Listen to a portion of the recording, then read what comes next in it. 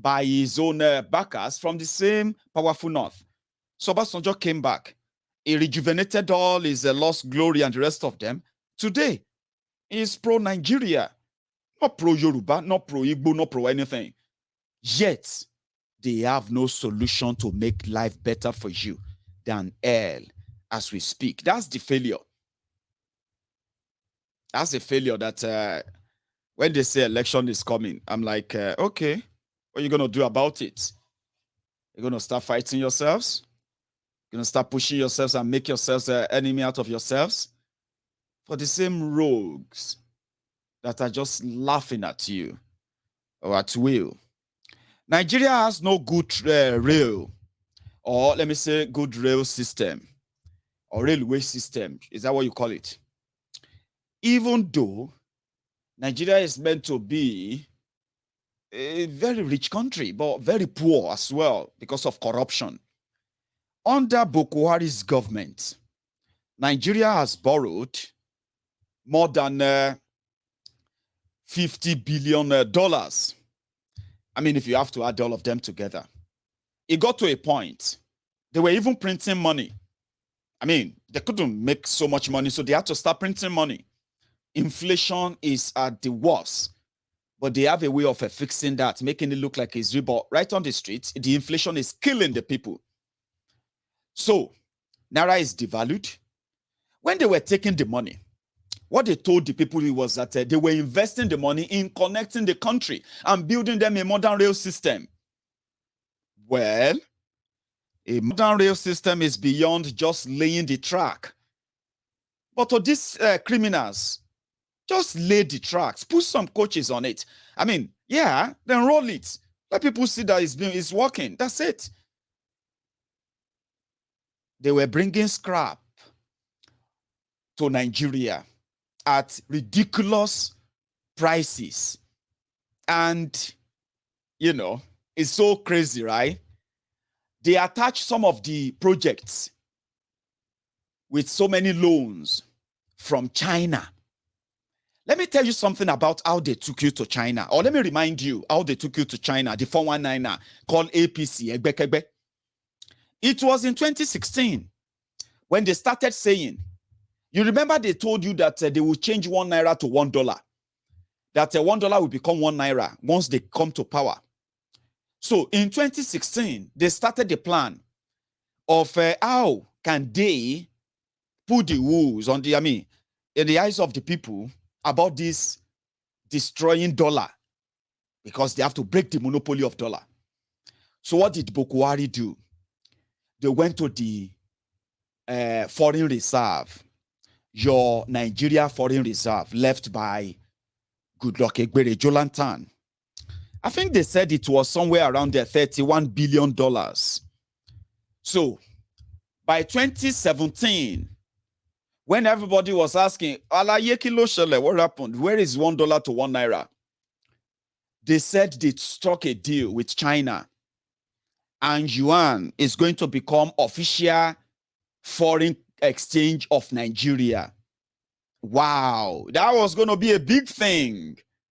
Most of our Igbo brothers and sisters, who are the lifeline of Nigeria importation business, they do their businesses from China.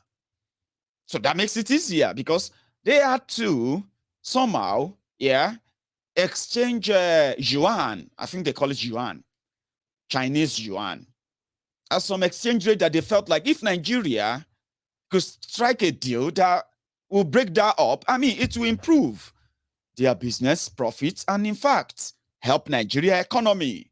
That was the Bobo and the Zobo. They sold, but it was a fraud that will come back to the point that China no they pick their phone call anymore. Have you heard of that?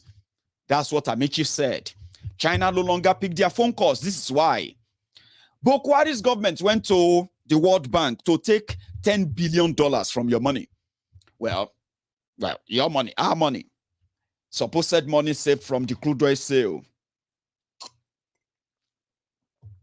And they handed it over to China as a deposit so that they can have a foreign reserve with China. By then, China already kind of approved loans, and they were in the process of paying them up to almost a $4 billion loan. So with that, that's a collateral. Is it yen? No, Japanese yen. Chinese. No, come on. Am I damiloriru now? Now yen. I been na yen, I be yuan. No, na yuan. You know what? Manage them like that. Now, so then confuse us, Sha. Anything with Chinese they spend. That's the currency I'm talking about. Sorry, they said I suppose no. You suppose Google make a Google Chinese currency. So that what is Chinese currency? You can see. Omo. It be like say China. Omo na yuan now. Why did you fẹ́ dà mí lórí rú now? Ta ló ń pe yen yìí torí Ọlọ́run? Am I dà mí lórí rú now? Something wey be say don dey my brain for the past how many years? I no suppose write out that because I no dey write anything down. But this one where I'm telling you, they say if you are lying, you have to possibly be keeping record so that you are not confused. And people will not say, Baba, no be so you talk like yesterday. But if you are saying the truth, you don't have to remember anything. Just talk. Japanese yen, Chinese yuan. Come on, man. Anyway, right. It's good. It's good for this chat, okay? That's fine. Now, yuan. $10 billion for God knows how much yuan. Now they started giving Bokwari yuan. But we don't know yuan. So you expected that the yuan. You expect maybe I'm even pronouncing it wrong. I'm pronouncing it as it is written, right? Yuan. Anyway, let's cut it short. Last. Nigeria gbese enter somewhere around close to $20-25 billion, especially the ones they are still expecting to get. So in the space of 5 years, Chinese, they call it China Exports. China Exim Bank. Export-Import Bank of China, Exim. That's what they call the bank. The one that gives, there are other banks that gives them the loan. But what they do is that with the 10 billion collateral, so those banks can trade with Nigeria, but you have to attach it to projects. And you see all those things you want them to do, the contractors, what do they call them? The laborers and all of them, they will bring them from China. So now the Chinese company will do this. So that was where their Mago deal came in. Instead of them to now use the opportunity to get the 21st century Chinese plane, the ones that China are building now, they decided to go for locomotive of when China was trying to get independence from God knows who colonized them. Britain, Abi. I'm telling you. They started getting scrap and they were celebrating them in Nigeria. So what happened? Trains started shutting down. Okay? They were shut down. Or in northern Nigeria, Kaduna to Abuja, sometimes a driver of the train, they would just abandon the train midway. They will run away. Sometimes the bandit, as they call them, the terrorists, they will shoot at train. Everybody will start praying, Jesus, Shineke, may Allah, Jesus, everything. This train just stopped, but develop mechanical fault. They say, hey, I said they don't kidnap everybody for that. So they brought problem. Last, China realized that, oh boy, you see this Nigeria and a bad market. The way they still went to China to go and ask them, Amechi, to go and ask them to borrow Nigeria $4.5 billion so that they can construct train from Sokoto, Abina, Kano to Maradi in Niger Republic to desert. Construct rail line to desert and put the Akudaya locomotive on there and cut tape and celebrate. Hey, Bokwari has constructed this or that. You see that train you saw earlier? That's where you will see that Nigerians they are sometimes unreal. What have you done? Waiting your papa do. Buhari is doing his best. Lagos to Kano. They said sometimes you can use 4 days because the train will stop somewhere and that's it. But this guy, this one that just happened. From Kano heading to Lagos. We have been here for almost 24 hours now. We haven't moved. We are stuck in the middle of nowhere. See bush all around. See bush all around. See how people where they are standing. We don't even know what to do now. We are still stuck in the middle of nowhere now. Please, you guys need to solve this problem as soon as possible. Giant of Africa.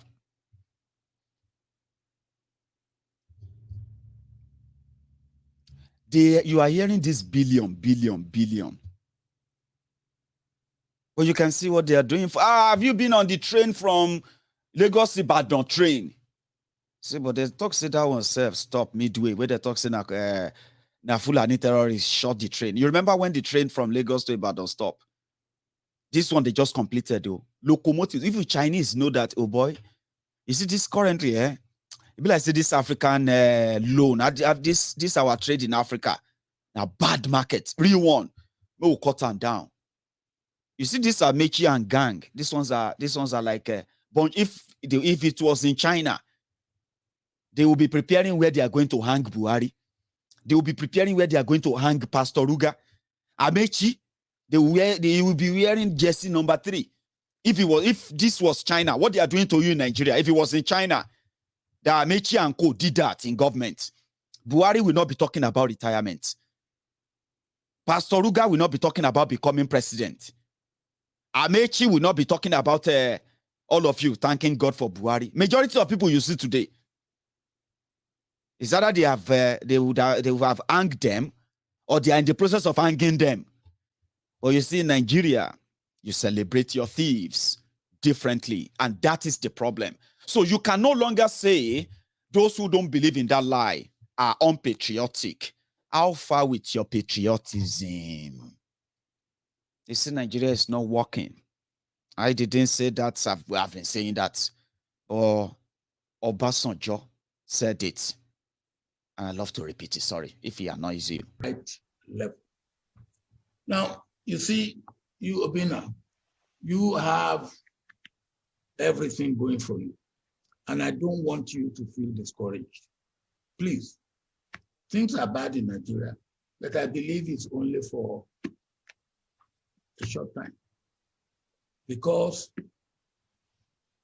it depends on you.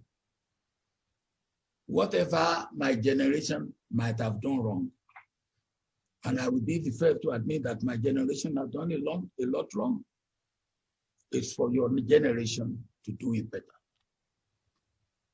And don't just sit down and complain. Don't just sit down and complain.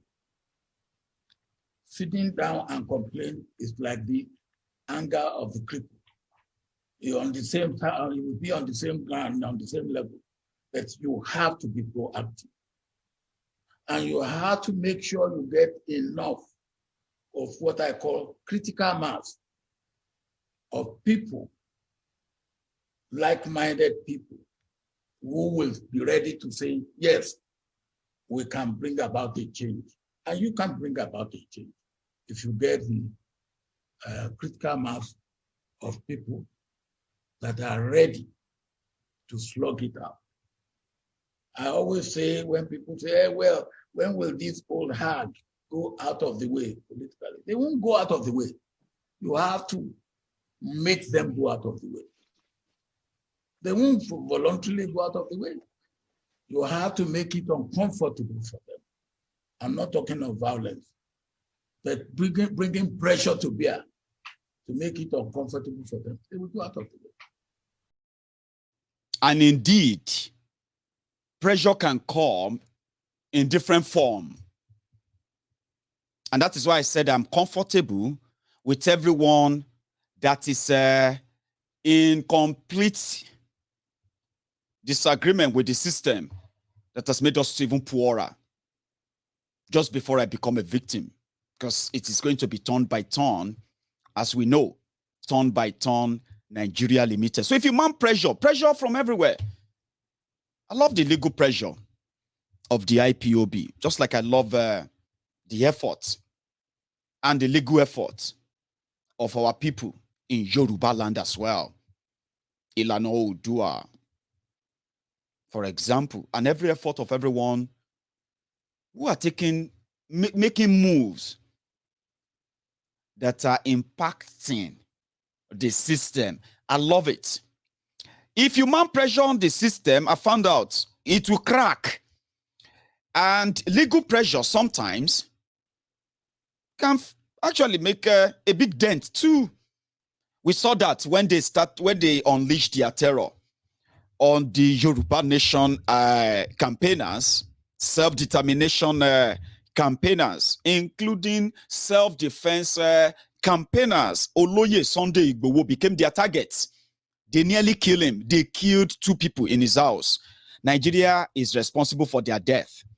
See, just for the record, you remember the 2 people killed inside Oloye Sunday Igboho's house. These 2 people, they are friends of Oloye Sunday Igboho. They are not members of a Yoruba Nation campaign before their death. They were caught up in Oloye Sunday Igboho's house simply because Igboho said, defend yourselves. Nigeria is not going to protect us. Our people are dying. Our people are being kidnapped. Our people have become total strangers on their own fatherland. Defend yourselves. Nigeria went for him. He couldn't be protected, not even by the political class in Yoruba land. They sacrificed him and they killed these 2 innocent people. One of them, a business partner of Oloye Sunday Igboho, who was just around that evening, and he was caught up and they killed him. They killed 2 people. So we didn't just go by to start crying. Yeah, we didn't go by and start burning or killing people as well. Some people actually took action. The action that is today on record. Yes, legal action. I love it. Legal pressure. I love it. So Igboho went to court and won. On the, what do you call it? On the violation of his fundamental human rights, the court in Ibadan awarded a 20.2 billion judgment against Nigeria. And to this day, they haven't appealed and they haven't paid. It is also in that same Nigeria that Nigeria government committed the crime when they went after Mazi Nnamdi Kanu. Let me give you the background as well, for the sake of this chart. Mazi Nnamdi Kanu, the leader of the indigenous people of Biafra, IPOB, used a peaceful means, a medium, to campaign and then advocate for the independence Biafra Republic from Nigeria through a referendum. Let us decide.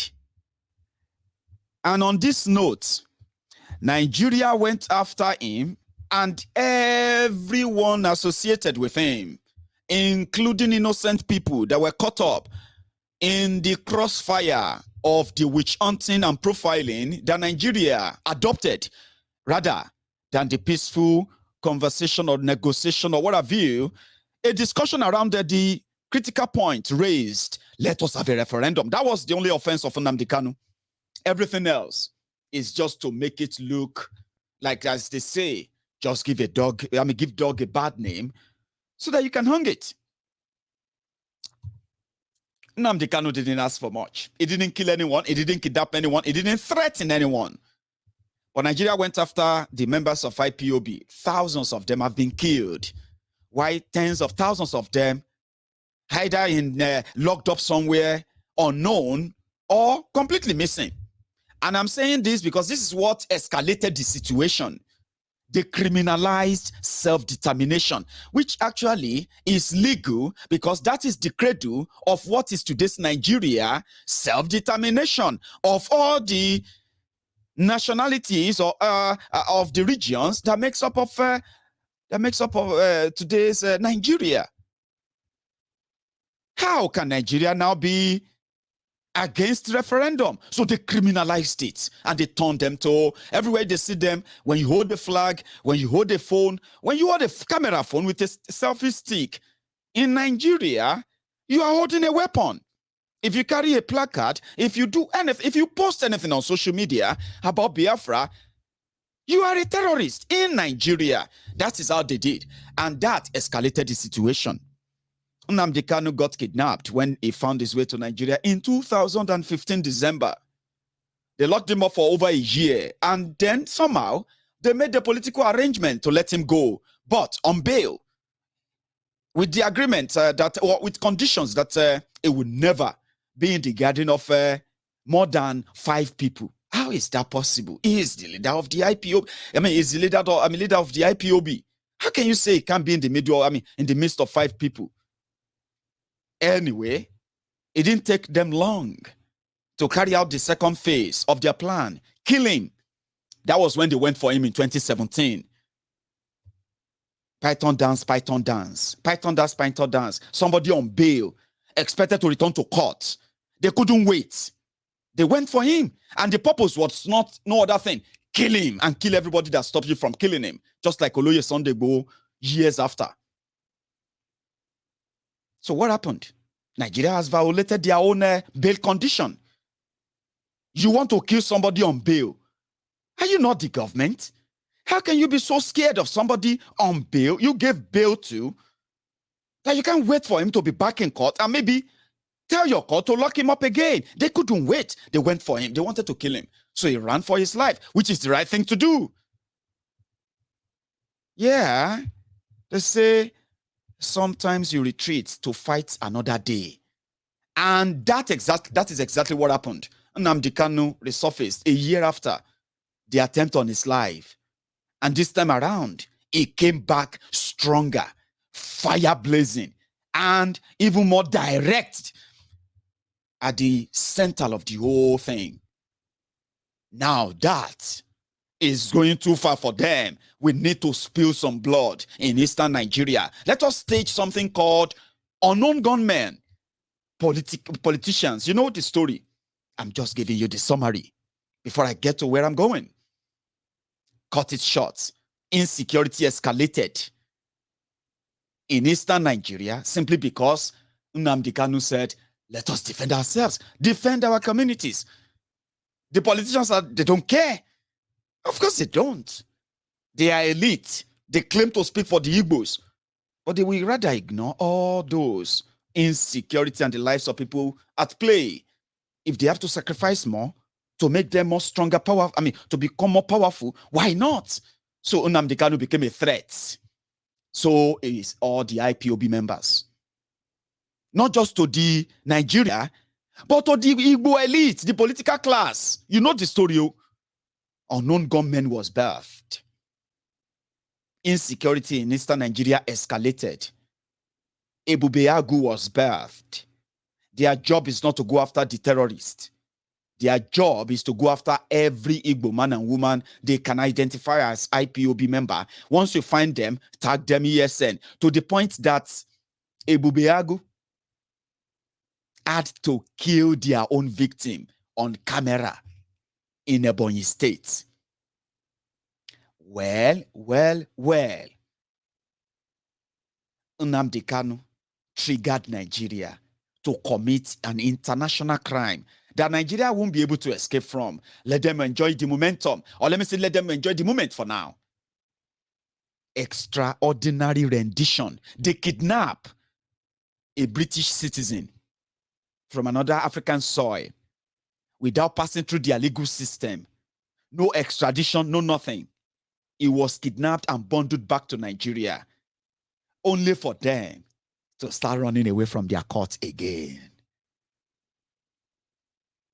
But from 2015, Nnamdi Kanu is not the only one. Like some of you have witnessed in the last 8 months or so. Mazi Nnamdi Kanu's case have been adjourned, this and that. And, it's the same, repeats again and all of that. It's always deliberate. Trust me, it's deliberate. As Mazi Nnamdi Kanu got a bill in 2017 or so, there were other people arrested with him. Some of them you probably don't know. They're the same legal team handling every legal case of Mazi Nnamdi Kanu for IPOB. They are also those handling the case of this guy. So, when Mazi Nnamdi Kanu got to Nigeria, when they kidnapped him to Nigeria, his lawyer said, listen, whatever prompted you to do this, you have committed a crime. Now, it is not just, you have a case against Nnamdi Kanu, Abi? Of course. But you forfeited that right to that case the moment you didn't wait for court and you went and you made an attempt on his life to kill him. You have forfeited that right. Now you have kidnapped him. So this is going to be case inside case. So don't rejoice. Don't go about and say, we caught him, we have him. Go, if you like, speak in Hausa. If you like, all of you should do party. This is a legal matter now. Are you ready for it, Nigeria? Or just the braggadocio of we can do this, we can do that? No, you can, but you are never going to get away with it. Now, that's the stage we are. That's why they are not coming to their court. So what did Nnamdi Kanu's lawyer, what did they do? They went to court, a separate court, to sue Nigeria and sue Malamu, sue everybody that should be sued for the extraordinary rendition of Mazi Nnamdi Kanu with Kenya. Took the case to Kenya, took the case to UK, took the same legal case to US, and now they are like firing from all cylinders. And trust me, if you pressure the system, it will crack. We just haven't tried. And I love the legal part of it. So within 2 sittings, the court just gave the judgment as well. We need 500 million. Oh, I don't even know. I can't remember how much the legal team of Mazi Nnamdi Kanu demanded for. But you know what? The court just gave them 500 million. I think they demanded for 5 billion or something. I'm not sure. So that means if you fight enough, by all means, use everything you can, whatever you can do, the system will bend.